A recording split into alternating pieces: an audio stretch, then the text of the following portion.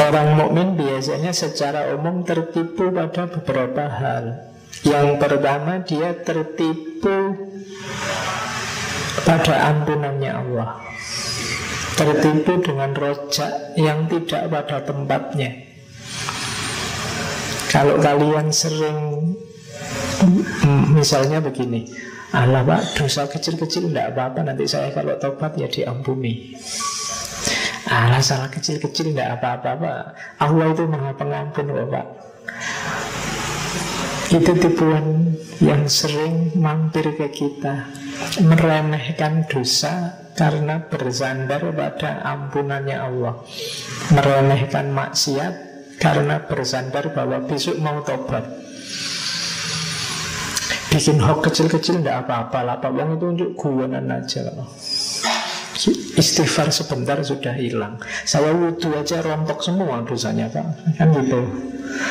Kalau wudhu saya diterima, dosa langsung rontok dari wajah, dari tangan. Jadi santai aja lah pak, bikin dosa kecil-kecil. Saya itu kalau istighfar nggak ada dosanya, kurang mantep pak. Ya kan, biar istighfar saya mantep ya, ada dosanya kecil-kecil dikit-dikit, itu kan bisa lebih mendalam pak. Itu ketertipuan pertama katanya Ghazali. Katanya Ghazali, rojak tambah didahului amal pasti tipu daya.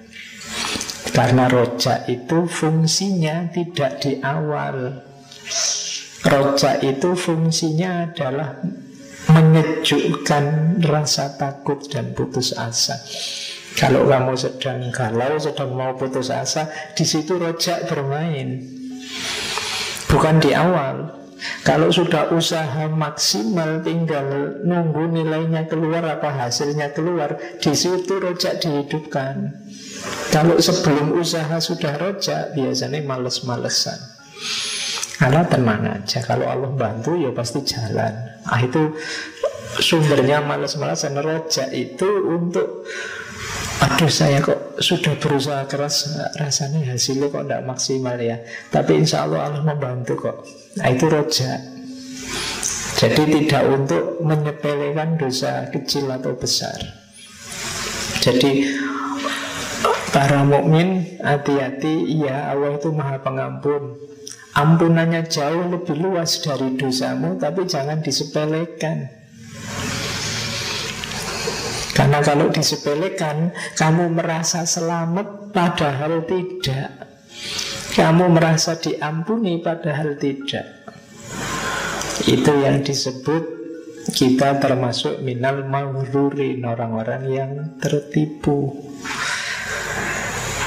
Ketertipuan mukmin yang pertama. Ketertipuan mukmin selanjutnya katanya Ghazali, banyak juga umat Islam yang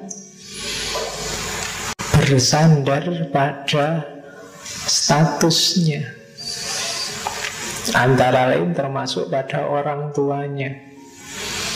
Di situ orang tuaku kan orang soleh, insya Allah aku juga selamat kayak orang tuaku. Aku kan muslim, insya Allah aku lebih selamat daripada yang kafir. Ini bersandar pada status. Dirinya lebih selamat karena orang tuanya bertakwa, atau karena status-statusnya yang lain. Ini ketertipuan selanjutnya dari seorang mukmin. Bapakku kan ustadz, berarti disayang Allah. Kalau bapakku disayang Allah, kan aku juga pasti disayang. Wong kalau orang menyayang seseorang, itu kan semua yang berhubungan dengan orang ini kan juga disayang. Berarti aku juga ikut disayang. Nah itu ketertipuan mukmin yang sering terjadi selanjutnya. Aku kan muridnya ustadz itu. Kalau Allah sayang sama ustadz itu, pasti juga Allah sayang padaku. Karena aku pengikutnya, aku kan followernya. Nah, itu bersandar pada kebaikan orang tuanya, gurunya, atau orang-orang yang dia percaya. Jadi mumpung ini belum puasa, kita bersih-bersih diri dulu, bersandar pada kebaikan orang lain, tidak pada amal perbuatannya sendiri. Oke, terus Orang mukmin juga sering tertipu karena merasa amal baiknya lebih banyak. Ini penyakit kita hampir semua. Kalau kamu tak tanya kamu orang baik apa enggak, jawabanmu yakin kamu bilang saya orang baik kok Pak, tenang aja. Lu apa jaminannya kamu orang baik? Apa menurutmu yakin amal baikmu lebih banyak dari amal burukmu? Kamu pernah mengkalkulasi enggak? Jarang loh hari ini orang concern dengan dirinya, menghitung kesalahan dirinya. Yang banyak menghitung kesalahannya orang lain. Apalagi kemarin waktu kampanye itu kan, banyak yang ngitung kesalahannya. Ada yang jadi malaikat rokib, ada yang jadi malaikat atid. Ya, untuk calon yang didukungnya jadi malaikat rokib, nyateti amal baiknya. Nanti untuk calon musuhnya jadi malaikat atid, nyateti amal jeleknya. Jadi kemarin kita banyak yang jadi malaikat. Nah, padahal yang lebih penting ini loh, kamu itu merasa jadi malaikat atau yakin amal baikmu lebih banyak daripada amal burukmu. Jadi merasa amal baiknya lebih banyak. Hampir semua kita merasa saya muslim kok, orang baik kok Pak, saya tidak akan ganggu, tenang saja. Itu merasa dirinya sudah baik. Nah itu sumber ketertipuan.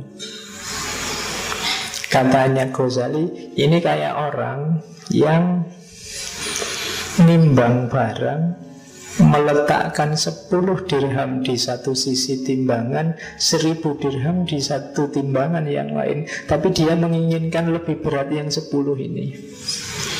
Jadi sindirannya Ghazali, wong amal baik kita dalam sehari semalam itu lebih bisa dihitung,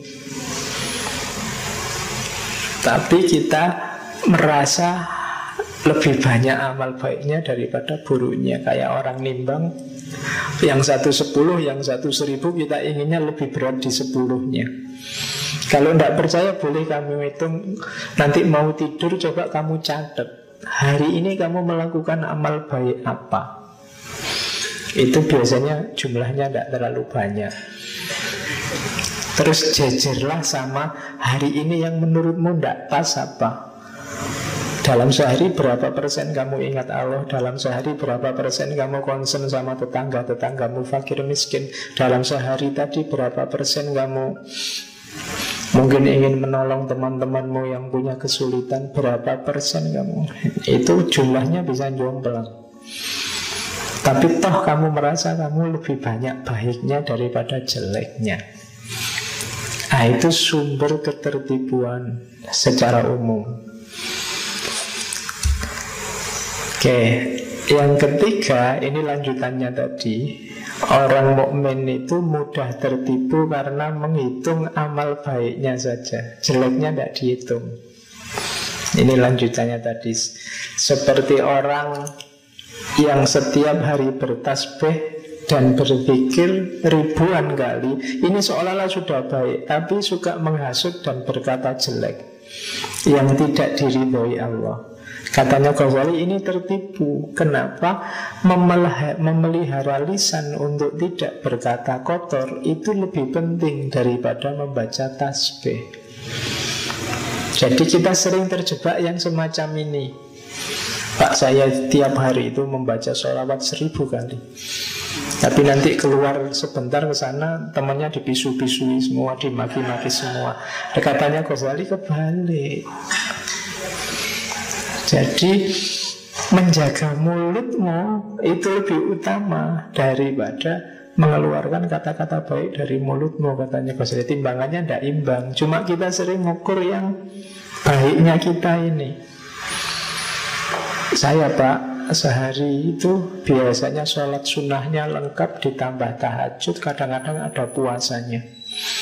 Tapi setiap kali kamu keluar, kamu bikin gara-gara, bikin rusuh, bikin orang marah semua, nggak imbang. Dosanya itu Senin Kemis loh Pak, tidak pernah putus. Dengan itu terus disimpulkan dia orang baik, belum. Ya memang ketertipuan kita sering hanya menghitung amal baiknya saja, yang buruk-buruk tidak dihitung. Kebalik.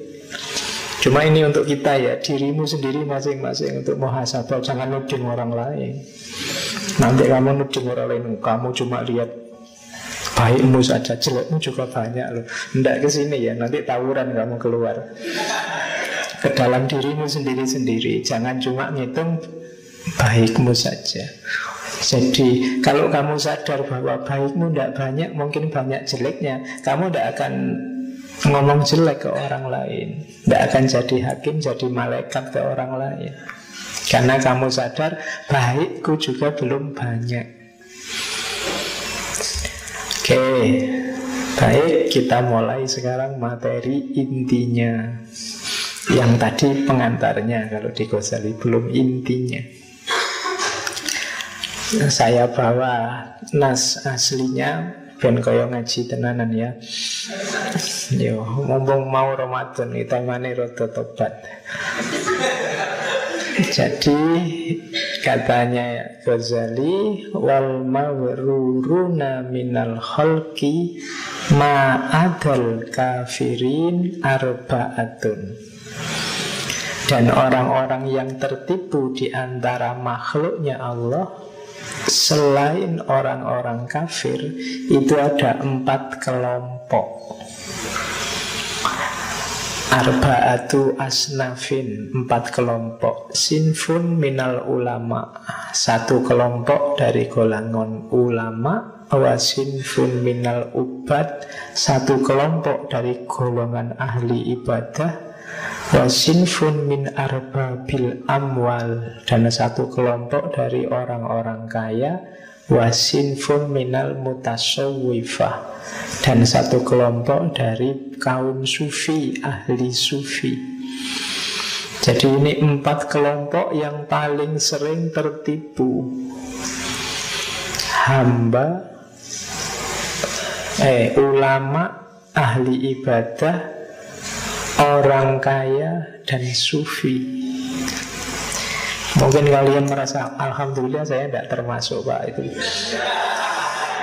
dari 4-4-nya ya, ulama ya tidak, ahli ibadah kata ya enggak, orang kaya apalagi, sufi apa mana ya. Yang tidak tertipu itu biasanya ya levelnya di bawah ini. Ini levelnya orang sudah tinggi dan merasa tinggi, tapi dia keliru. Sebenarnya levelnya masih rendah, tapi merasa tinggi. Kalau kalian kan ya memang rendah, alhamdulillah merasa rendah. Jadi ini orang yang tertipu. Atau jangan-jangan kalian merasa saya mahasiswa berarti ulama, ya boleh, tapi hati-hati besok ya, ulama ada ketertipuannya. Atau Pak saya rajin sholat, rajin tahajud, rajin, berarti ahli ibadah, ya nanti ada rambu-rambunya, awas tertipu. Saya kaya loh Pak, lumayan bapak saya misalnya, ya nanti ada ketertipuannya. Saya sufi Pak, saya sering ikut ngaji tasawuf itu Pak saya. Ayo dicek, jangan sampai tertipu. Kan itu wanti-wantinya Ghazali di kitab ini itu. Banyak orang yang tertipu. Kita lihat, yang paling banyak nanti ulama. Nomor 2 ahli sufi. Nomor 3 ahli ibadah. Yang ketertipuannya agak sedikit tentang harta. Ya jumlahnya tidak menentukan, tapi ketertipuannya yang perlu diwaspadai. Kita lihat ya satu-satu. Yang pertama, ketertipuannya ulama.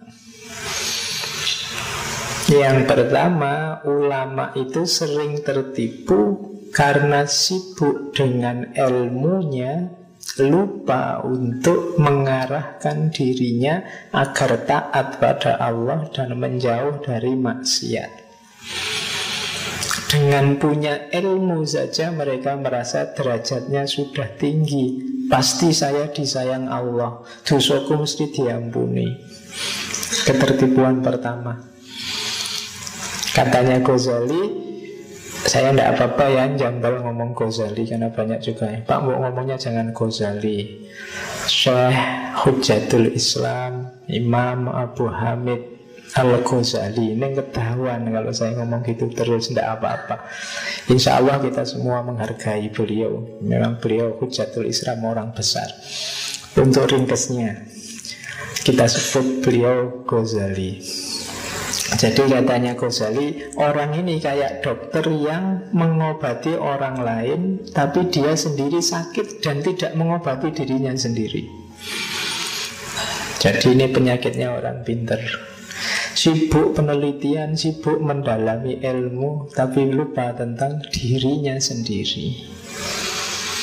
Dan dia merasa sudah benar itu, sudah selamat dengan ilmuku itu. Tidak.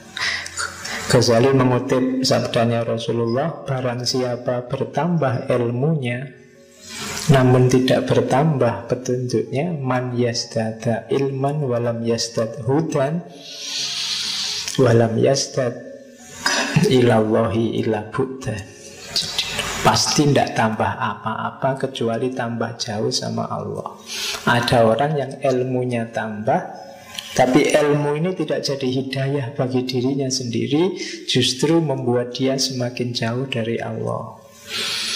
Silahkan kalian introspeksi, setiap kali ilmu menambah, adakah kedekatanmu tambah sama Allah semakin dekat jaraknya? Kalau tidak, dikoreksi lagi. Jadi ilmu itu harusnya semakin mendekatkanmu sama Allah, karena ilmu itu media untuk mendekat ke Allah, untuk ilaihi roji'un. Kalau hanya sibuk dengan ilmu, melupakan dirinya sendiri, kualitas dirimu tidak meningkat sama sekali dengan tambahnya ilmu, berarti kamu tertipu. Makanya Sokrates, Aristoteles, Plato dari Yunani klasik bilang bahwa tambahnya ilmu itu punya korelasi dengan tambahnya kualitas diri, tambahnya moralitas. Tambah pinter harus semakin baik orang ini. Tambah pinter kok tambah kacau, ada yang salah dalam cara dia menyikapi ilmunya. Kalau ada orang ilmunya sangat dalam, tapi kerusakan yang dia buat juga dalam, berarti dia minal maghrurin. Dia orang yang tertipu, merasa diri benar, selamat, tinggi, padahal tidak. Nah, itu ketertipuan pertama para ulama, orang-orang pinter. Yang kedua, ini lebih dalam, menguasai ilmu, ya taat pada Allah, ya ibadah, ya meninggalkan maksiat. Cuma ada yang dilupakan. Apa? Hatinya. Mereka tidak berusaha mengurusi sifat-sifat tercela dalam dirinya. Sombong, riya, dengki, mencari pangkat dan kedudukan, berniat buruk pada orang lain, mencari popularitas di tengah masyarakat. Jadi ilmunya dalam, perilakunya juga sudah soleh, tapi hatinya belum digarap.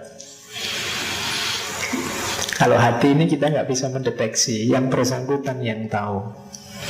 Sombong, riya, dengki, ilmunya dipakai untuk mencari pangkat, kedudukan, berpikir buruk, ingin temannya celaka, ingin orang yang tidak dia sukai kalah, jatuh, mencari popularitas di tengah masyarakat. Nah, ini penyakit hati. Kalau ada ulama yang nomor 2 ini, dengan kelemahan kedua ini, ya mereka juga tertipu. Ghazali memberi ilustrasi ini kayak orang sakit kudis. Contohnya sakit kudis, saya tidak tahu, mungkin Ghazali pernah mondok di Indonesia. Iya, katanya syaratnya santri itu dulu harus kena penyakit kudis. Saya dulu pernah juga, jangan salah. Zaman saya sanawiyah dulu ada penyakit kudis, tapi itu nikmat itu karena